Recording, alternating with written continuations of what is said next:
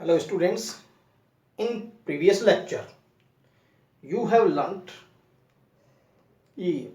what is capacity of earth. Capacity of earth क्या है और वो हमने निकाली थी 711 माइक्रोफैरड, जो कि 1 फैरड से बहुत कम है। तो ये पिछले वाला एग्जाम्पल था कि what is the capacity of earth, जो कि 711 माइक्रोफैरड आई थी। और इससे ये पता लगता है कि 1 फैरड कितनी बड़ी यूनिट है। But we take another example which is 4.2। ये एग्जाम्पल भी आपको ये बताता है कि वास्तव में ही 1 फैरड कैपेसिटेंस की बहुत बड़ी यूनिट है। तो वी टेक एग्जाम्पल 4.2। एग्जाम्पल 4.2 क्या है इस एग्जाम्पल में? Given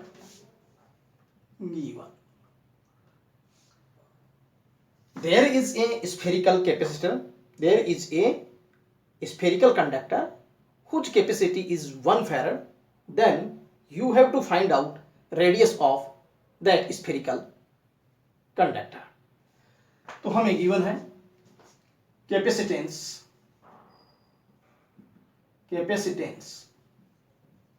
of spherical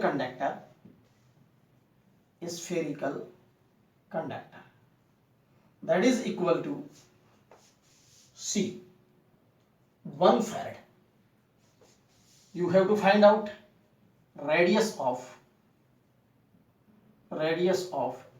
spherical conductor R क्या होगी।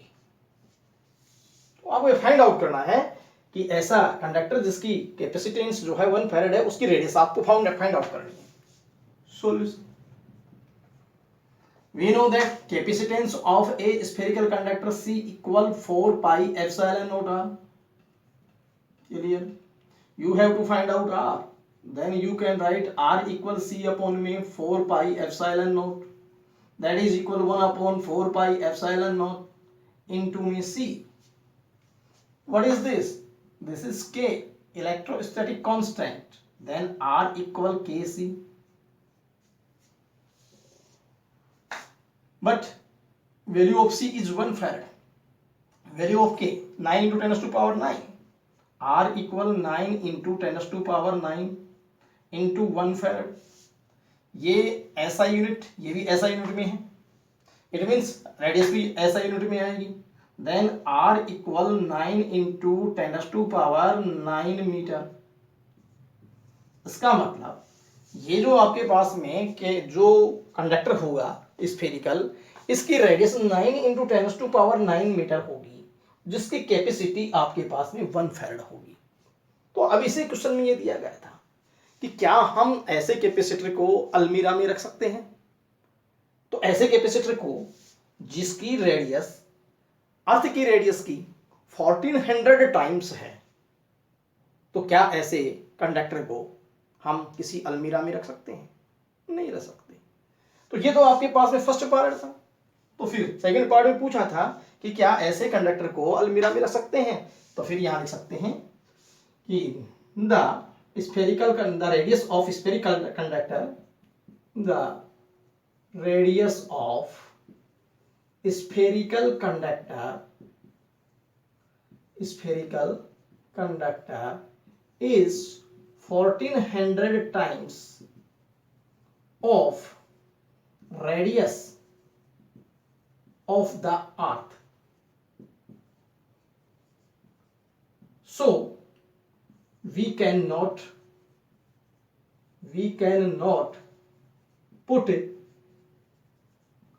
put such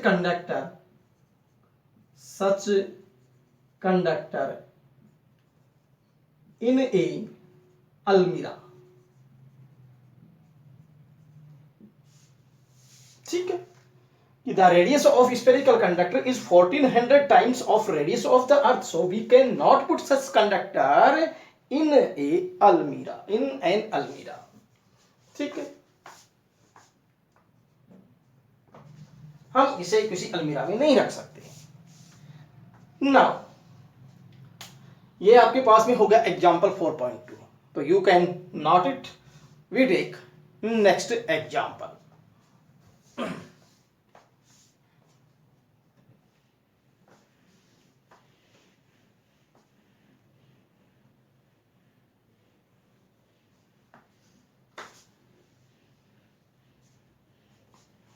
Next example is 4.3. 4.3 4.3 example में क्या है, देखिए. एक स्फेरिकल कंडक्टर है जिसकी एयर में कैपेसिटेंस दी गई है, और साथ ही साथ उसी को जब हम किसी डाइलेक्ट्रिक मीडियम में रखते हैं तो उसकी कैपेसिटेंस भी दी गई है. तो capacitance of a conductor, of A spherical conductor 4.3. Capacitance of A spherical conductor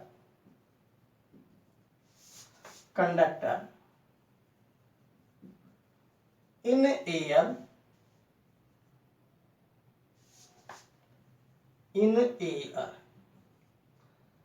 C equal 2 microfarad. In air C equal 2 microfarad, that is equal to 2 into 10 2 picofarad, sorry 2 picofarad, that is equal to 2 into 10 to power minus 12 farad. तो फिर ये आपको given है, ठीक है. और capacitance of spherical conductor in dielectric medium या इन a medium, तो capacitance of A spherical conductor in a medium, that is Cm equal 12 pf, which is equal to 12 into 10 to power minus 12 farad. तो आपको निकालना है कि dielectric constant of medium. तो die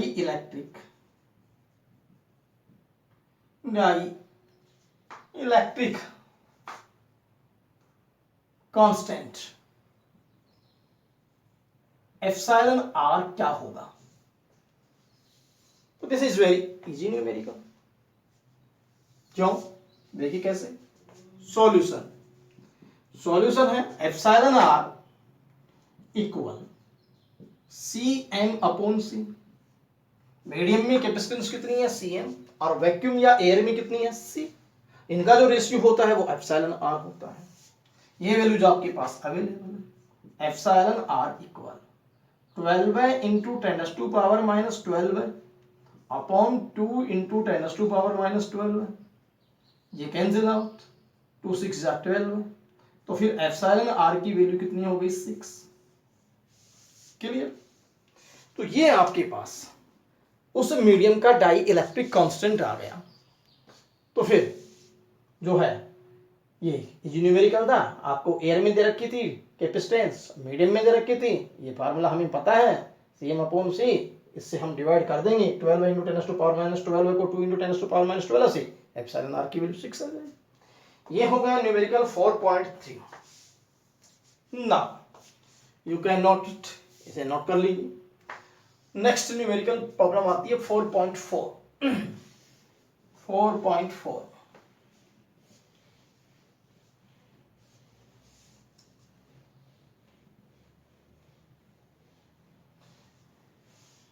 4.4 numerical example 4.4 क्या है. इसमें कोई दो स्फेरिकल कंडक्टर है और दोनों को सेम चार्ज दिया गया है, जिनकी जो रेडियस है वो डिफर है, ठीक है. और इनकी जो सरफेस है, इन पर जो पोटेंशियल का रेशियो आता है वो आपके पास 1:2 आता है. तो फिर given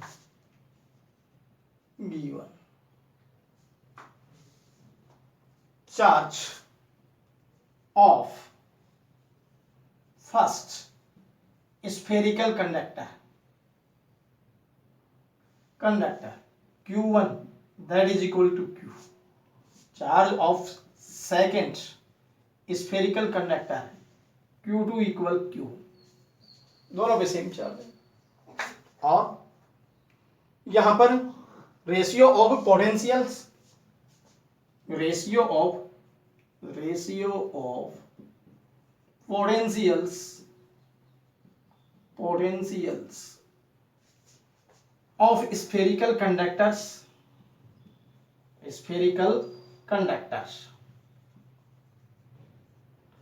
V1 ratio V2, this is equal to 1 ratio 2. This implies V1 upon V2 equal 1 upon 2. But you have to find out ratio of capacitances.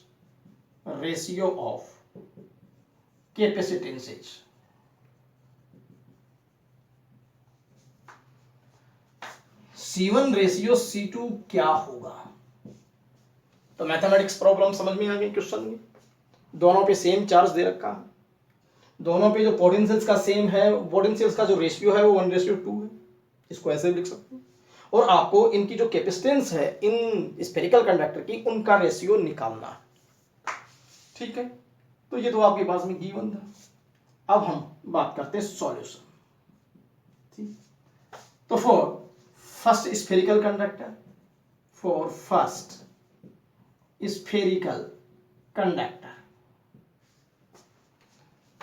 Charge Q1 equals C1 V1 for second spherical conductor, charge Q2 equal C2 V2। now कैसे किया जाए? This is first, this is second, तो first divide by second, Q1 upon Q2 that is equal to C1 V1 upon C2 V2। देखिए दिया, first equation को हमने किससे divide किया है? वो सेकंड से डिवाइड किया है। तो वैल्यू ऑफ Q1 कितनी है? Q। तो सेकंड की भी वैल्यू कितनी है? Q। तो C1 upon C2, but what is V1 upon V2? That is 1/2। Q cancel out, but C1 upon C2 निकालोगे तो बाई क्रॉस मल्टीप्लीकेशन 2 अपॉन में 1। ठीक है, this implies C1 ratio C2 की वैल्यू 2:1 आ गई। इसका मतलब ये जो है इसका इनवर्स रेशियो बन गया। किसका? ये पोटेंशियल्स का इनवर्स रेशियो बन गया। तो इस तरीके से जो है वो हम इनके कैपेसिटेंस का रेशियो फाइंड आउट कर सकते हैं। तो ये इस तरीके से आपके पास में एग्जाम्पल जो है 4.4 हो गया। अब हम नेक्स्ट टॉपिक लेते हैं, और नेक्स्ट टॉपिक है हमारे पास में कैपेसिटर। क्या है? कैपेसिटर। तो इसको पहले आप नोट कर लीजिए, और अब हम कैपेसिटर के बारे में पढ़ेंगे।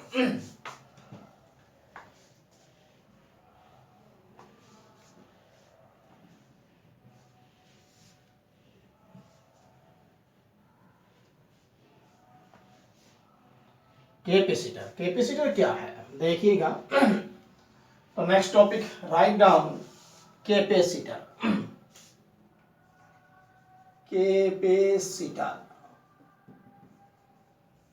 तो ये एक अरेंजमेंट है, तो किनका? कंडक्टिंग प्लेट्स का। तो the capacitor is an arrangement of, the capacitor is an arrangement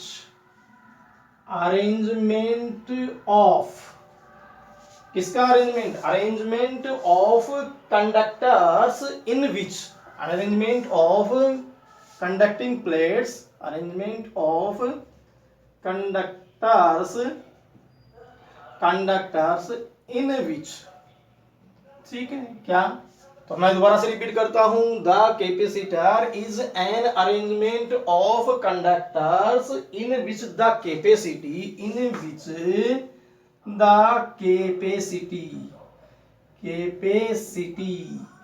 capacity can be increased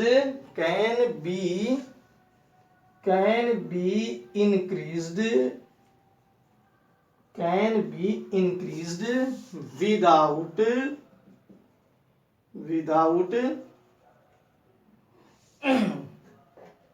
capacity का मतलब कैपेसिटेंस ही है, capacity can be increased without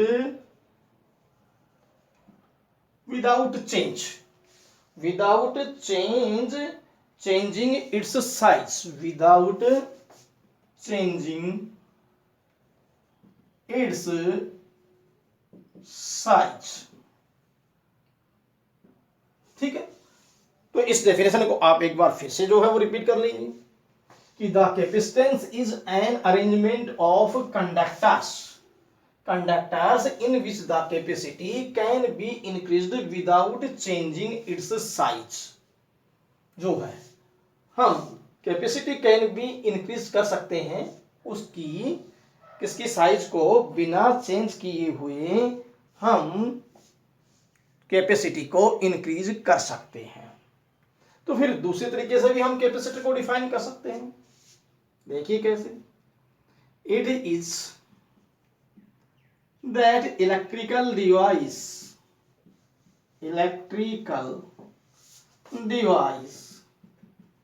which is used to store electric charge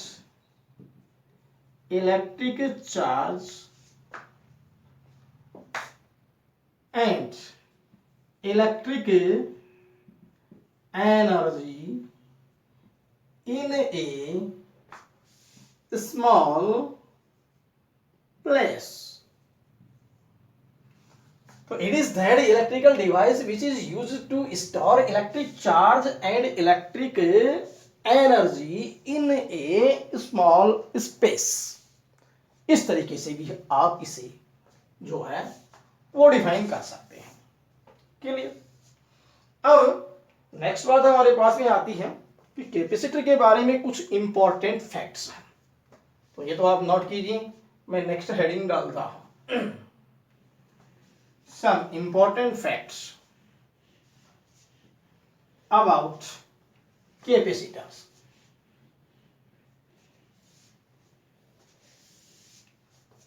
Some important facts about capacitors।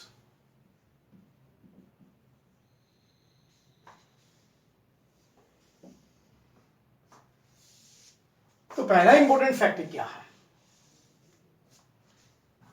कि एक capacitor के अंदर जो है दो कंडक्टर्स होते हैं जिनकी शेप एंड साइज जो है वो आइडेंटिकल होती है, और ये जो है वो एक बहुत ही स्मॉल डिस्टेंस से सेपरेटेड होते हैं। तो फिर एक capacitor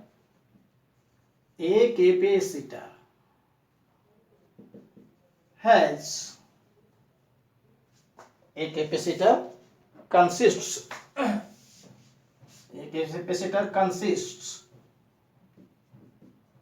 two identical a capacitor consists two identical conductors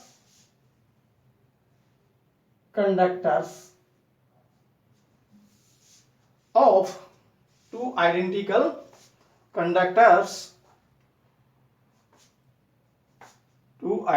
conductors in equal shape and size। ठीक है, ये आपके पास में पहला फैक्ट हो गया। विच आर, तो एक capacitor consists two identical conductors in equal shape and size which are separated separated through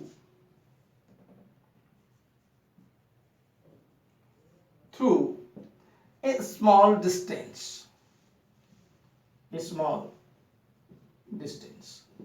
clear. तो ये पहला फैक्ट है कि दो कंडक्टर्स जो होंगे वो शेप एंड साइज में इक्वल होंगे, in equal shape and size, और ये जो है वो एक स्मॉल डिस्टेंस से जो है वो सेपरेट होंगी। तो जैसे दो कंडक्टर हमने, ये कंडक्टर की जो साइज है, शेप है, वो स्क्वायर भी हो सकती है, दोनों की जो है रेक्टेंगुलर भी हो सकती है, दोनों की सर्कुलर भी हो सकती है, लेकिन दोनों की आइडेंटिकल जो है वो शेप एंड साइज होगी, तभी वो आपके पास में क्या बनेगा, वो कैपेसिटर बनेगा। अगले वाला फैक्ट क्या है कि if we connect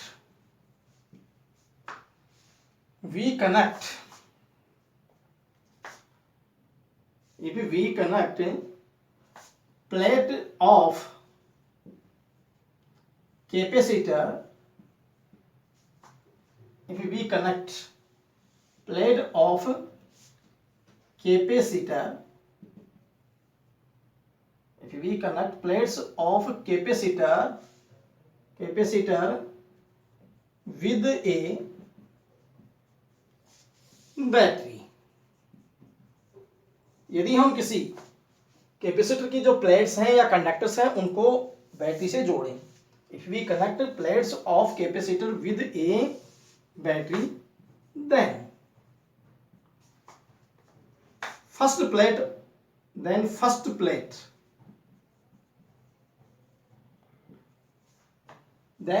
plate becomes positive and other becomes negative, ठीक है। तो battery, then first plate becomes positive and other plate becomes negative। तो कैसे दिखा सकते हैं, जैसे सपोज कीजिए ये हमारे पास में फर्स्ट प्लेट है, ये सेकंड प्लेट है, फर्स्ट सेकंड, और ये हमने इसको बैटरी से कनेक्ट किया। अब बैटरी से कनेक्ट करेंगे पॉजिटिव या नेगेटिव, तो ये तो पॉजिटिव और ये आपके पास में नेगेटिव। तो फिर इस पर जो चार्ज आया वो प्लस क्यू, इस पर जो चार्ज आया वो माइनस क्यू। तो एक प्लेट तो इनमें क्या बन गई, पॉजिटिव, जो पॉजिटिव से कनेक्ट किया था, और दूसरी क्या बन गई, नेगेटिव बन गई।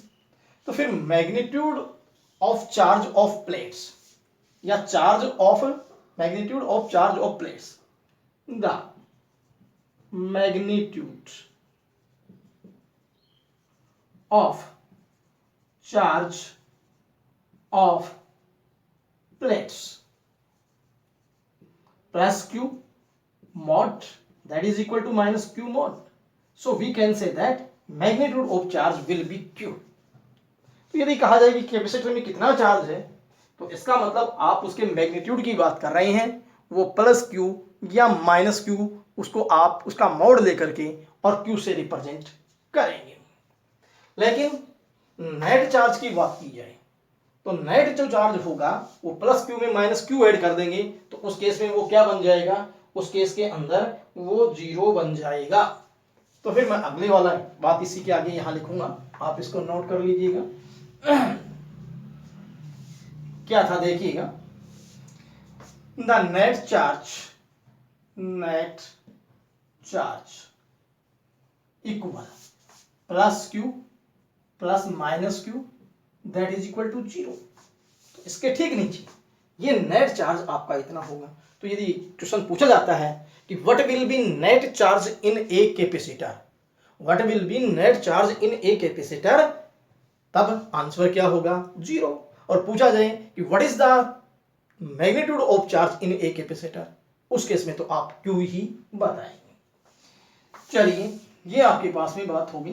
नेक्स्ट इंपॉर्टेंट फैक्ट पे आते हैं। वो फैक्ट क्या है देखिएगा कि on the basis of shape and size of conductors और plates we can divide capacitor in following parts. तो देखिए अगले वाला फैक्ट मैं यहां लिख रहा हूं, on the basis of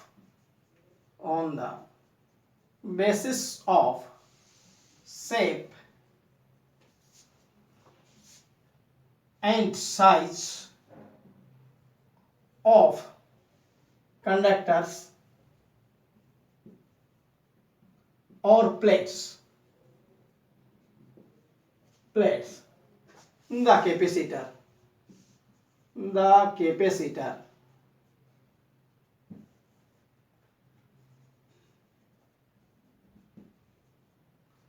can be of following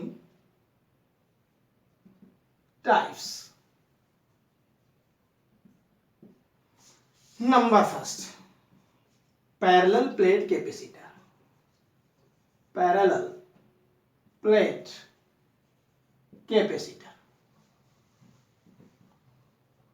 तो पैरेलल प्लेट कैपेसिटर क्या है? इसमें आपके पास में ये दो आइडेंटिकल पैरेलल प्लेट्स होंगी जिनके बीच में डिस्टेंस जो है वो स्मॉल है, ठीक। ये पॉजिटिव, ये आपके पास में नेगेटिव।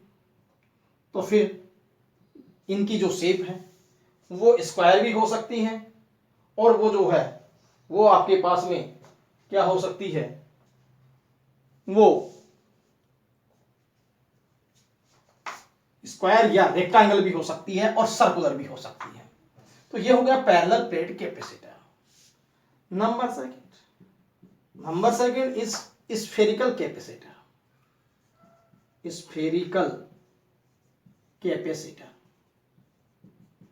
तो स्फेरिकल कैपेसिटर में क्या है, इसमें दो एक कॉमन सेंटर के स्फेरिकल कंडक्टर होते हैं। इसको पॉजिटिव चार्ज दे दिया तो ये आपके पास में नेगेटिव चार्ज हो गया। तो ये बन गया स्फेरिकल कैपेसिटर। तो स्फेरिकल कैपेसिटर में कंसेंट्रिक टू जो है स्फेरिकल कंडक्टर होते हैं।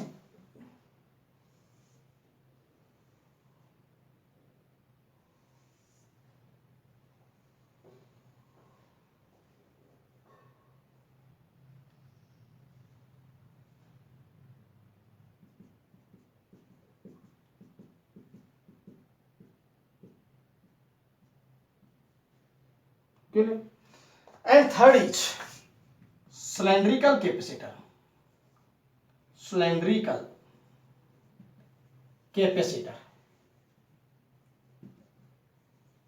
इसमें जो है कोएक्सियल सिलेंड्रिकल कंडक्टर होते हैं। तो इसको हम कैसे रिप्रेजेंट कर सकते हैं, ये आपके पास में एक सिलेंड्रिकल कंडक्टर है और ये एक कोएक्सियल एक दूसरा सिलेंडर है।